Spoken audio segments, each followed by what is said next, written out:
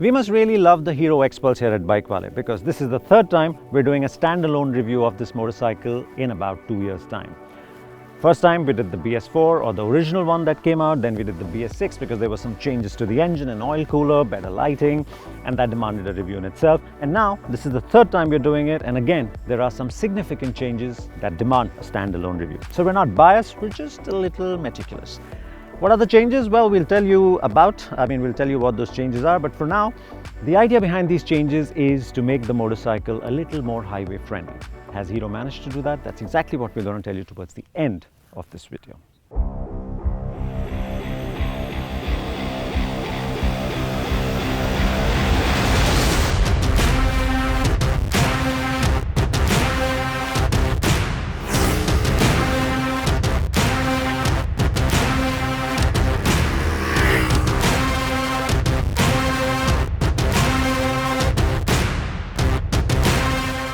So what are the changes? Well, Hero's given the Xpulse a little shave, a little haircut in the form of new colors and paint schemes. So you've got this white and blue. There's also a red and black, a blue and black. I personally love the blue and black. You also have a new switch here. It's still easy to operate, it's still pretty crisp, and then of course you've got a 4-valve engine. Now the idea behind the 4-valve engine is that it improves the breathability of the engine. Now if you've got two valves compared to one for intake means that there is more surface area for the fresh charge to come in, which is your air and fuel mixture. Similarly, on the exhaust side, you've got two valves, again more surface area, which means the burn gases can exit better. So overall the efficiency of the engine improves.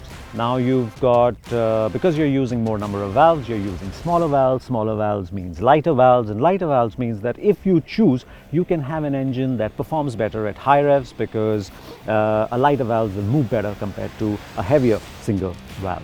Also, a lighter valve means that there is less stress on the whole valve train, and that means that you have a more durable engine. Now what has happened here is that we've seen 1 bhp increase and 1 Newton meter increase compared to the older bike, which isn't much, but I guess the proof of the pudding is in riding it. So when we ride it, we'll see what it really, how it feels, or has it made any difference on the road. Now what hasn't changed on the Xpulse is your chassis. It's still the down tube, single down tube chassis that uses engine as a stress member. You still have the same suspension, long travel, regular telescopic forks up front, a preload adjustable monoshock at the back. You still have that big 21-inch wheel at the front, which rolls over almost anything. You've got an 18-inch wheel at the back, and you've got the same brake setup as well. So overall, the strong points of the Xpulse continue. So it's still a relatively light motorcycle, it's still a relatively easy to move around, balance sort of a motorcycle, and even when it comes to the seating ergos, it's still more upright. So handlebar falls easily to hand, your footrests are a little high, a little forward, but not uncomfortable. Now if you're tall, you might find the seat and your foot peg positioning a little too close, but then there's a solution to that. A lot of people have done that, given that the Xpulse has been in the market for so long, is that they flatten the seat a little bit, and so that gives you a little more room. So overall, the strong points continue, and now let's find out what it does with this new engine.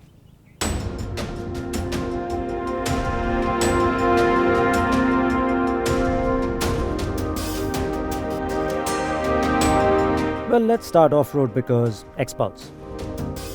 Like we said, the cycle parts haven't changed, and that means the Xpulse 4V is still a lovely motorcycle to ride off-road. It has the clearance, the balance, the ease, and hardware to take on rocks, gravel, grass, and what have you, and it takes all of it in its stride. The new engine, even though with its 4-valve head that prefers mid and top-end performance over low-end torque, continues to complement the Xpulse, so much so that you can turn off a trail, point the bike up a slippery slope, and it will take it in first without the need for extra revs or having to slip the clutch excessively. A fast trail or a slow rock crawl, the Xpulse still has it covered. So off-road, it's a big thumbs up.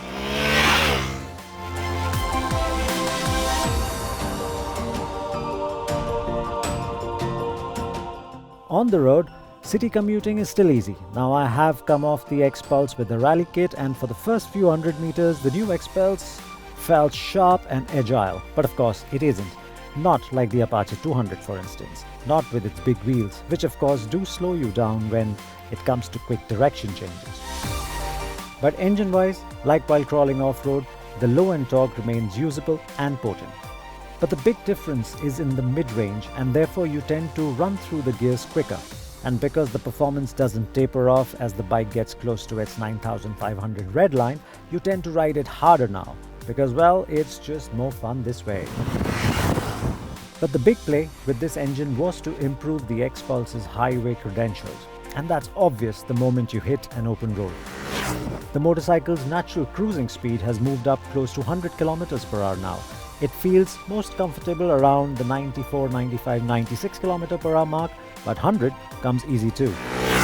What's more, it still has some performance in reserve at 100 km/h, which means overtaking from here isn't a struggle anymore. In fact, we were hitting the red line in 5th gear on the Xpulse, which is a strong reflection of the improvement in the bike's top-end performance. There are also barely any vibrations when riding at 100 km/h. There's a hint of it at the handlebar, at the tank, and very little on the footrests, but it never leaves you with tingling anything, even after a long ride. The engine, though vibe-free, doesn't sound very smooth at these speeds for some reason. But it's something we eventually got used to, and riding with earplugs certainly helped.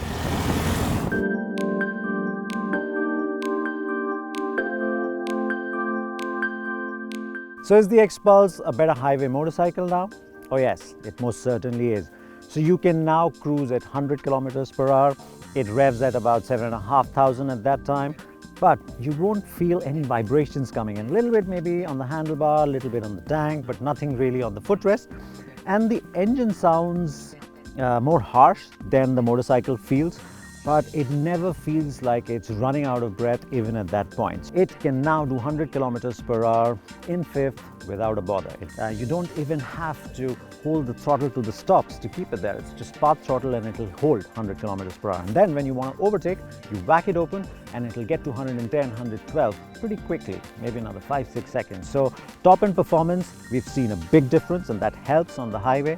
Mid-range is improved, that again helps on the highway as well as in the city. And though the low end is essentially the same, and it might seem slightly weak given the improvement in the mid and the top, but the low is good too. We've ridden it off-road, we've ridden it in the city, and it works, no problem. So now, is the Xpulse a better motorcycle overall? Oh yes, because it's now become a better highway motorcycle while it still retains all the essential old bits about being comfortable, easy to ride, take it off-road.